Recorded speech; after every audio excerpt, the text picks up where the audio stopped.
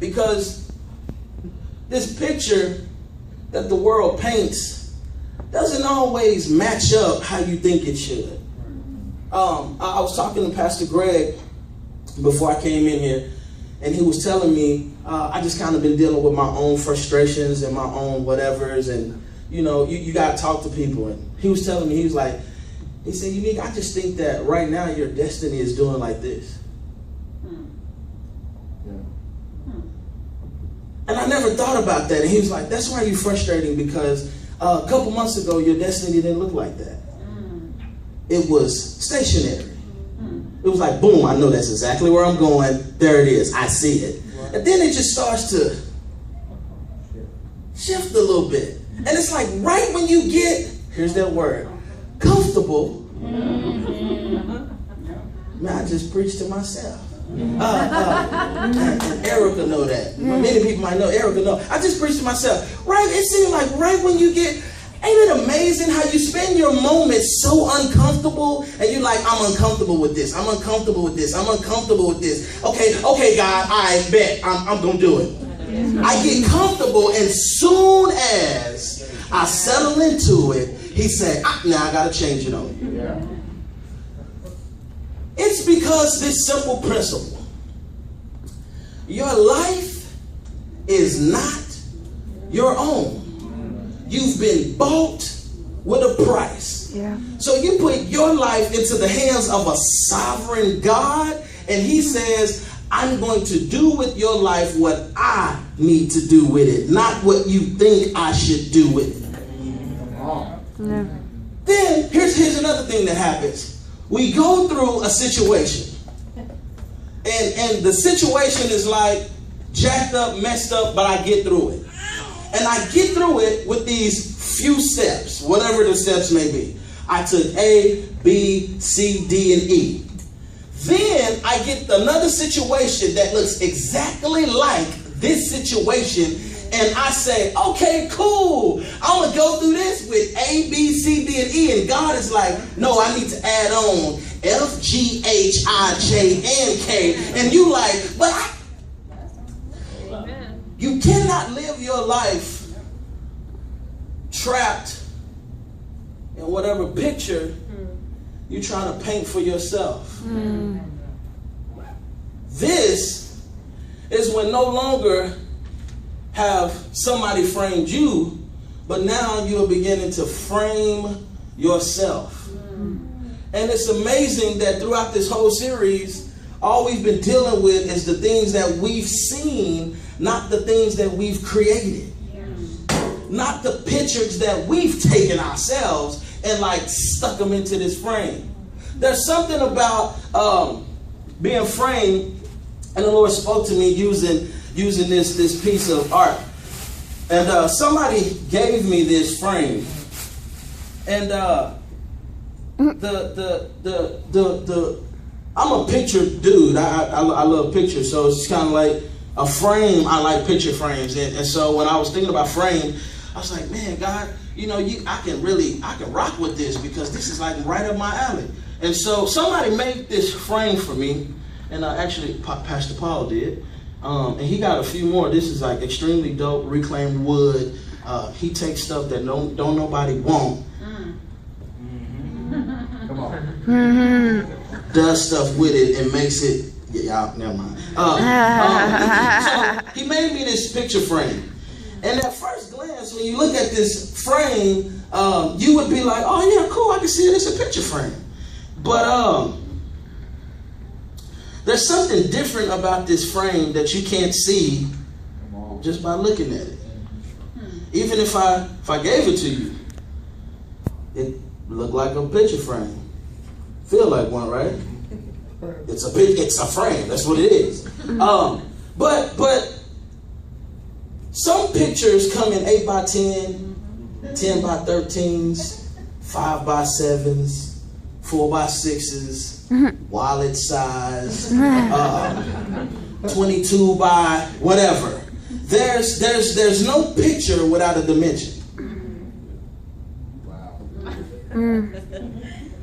There is no good picture that does not have dimensions. There is no such thing. You can go to Picture People, you can go to wherever you go to Walmart, go wherever you go, and when you develop your negative, they ask you, what size do you want this to be? Now, because there are already set dimensions, you just can't tell them some off-the-wall size and then get your picture made. See,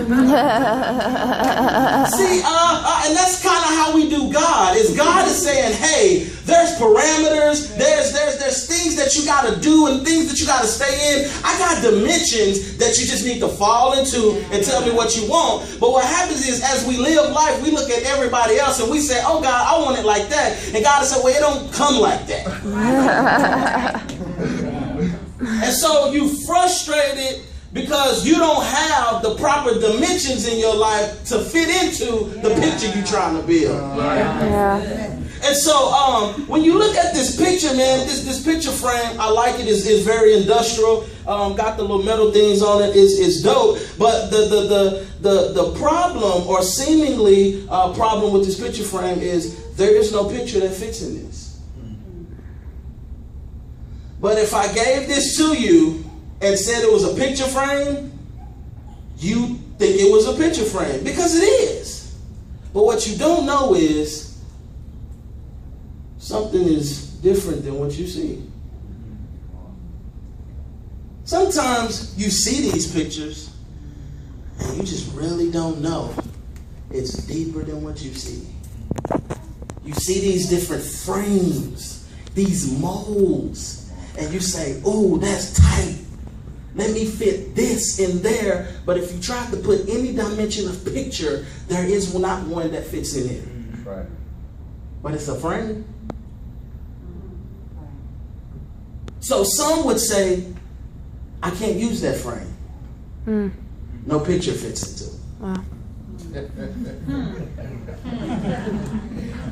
This is what some people marriage look like. It looks like a frame that you just can't find out the proper picture to put it into. This is what some of our lives look like.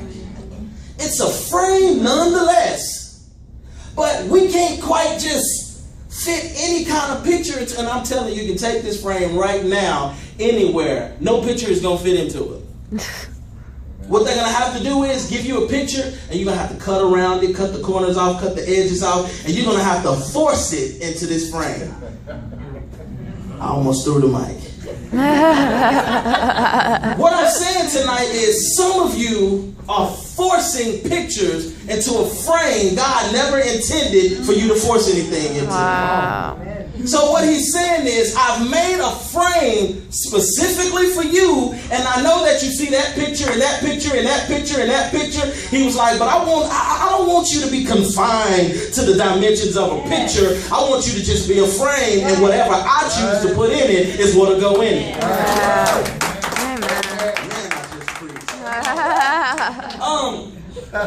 There's something to be said about this type of frame. As you think about, if you have not saw the movie Divergent, go rent it, whatever you want to do to it, Netflix, Redbox it, bootleg it, I don't care, whatever. There's something special about the Divergent. She was in the world, not of it. Looked like everybody else, but she wasn't. She had to go through the same things as everybody else, but then get the same results. See, there was something about who seen the movie again? Dang, I'm finna miss the whole room, I'm sorry. But there was something about the fact that she said something about when they told her, hey, you need to hurry up and get out this room because something is wrong with your test. And she was like tripping out, bugging out, tripping out. The girl who was administering the test was bugging out and tripping out. And they were both like, no, you just need to go. Don't tell nobody. Don't say nothing to nobody because your test is messed up. Why? Because you superseded everything that everybody else did. So what I'm saying is, see, the enemy will throw a test your way.